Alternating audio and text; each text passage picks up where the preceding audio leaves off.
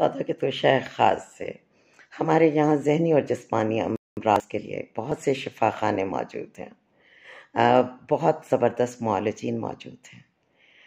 ہم بہت سے ہاسپٹلز کے نام سنتے ہیں، بڑے بڑے رپورٹس دیکھتے ہیں، اشتہارات دیکھتے ہیں، لیکن مجھے لگتا ہے کہ ہم سب انسانوں کو ایک اشتہار اب اپنے ماتھے پر لگانے کی سخت ضرورت ہے کہ یہاں دل قابل مرمت ہیں، یعنی ہم ایک دوسرے کے لیے خود شفا بن جائیں۔ کوئی ٹوٹا ہوا دل لے کے آئے، آپ اس کا پورا مسئلہ حل نہ کر سکیں، محبت سے اسے سنیں اور بہت ہی پرخلوصی اسے دعا دیتے ہیں۔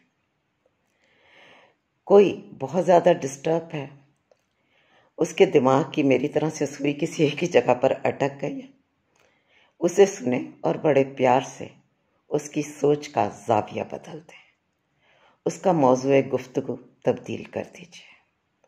اس سے زیادہ کچھ کر سکتے ہیں، اللہ پاک نے آپ کو کیا، اس کا ماحول بدل دیں۔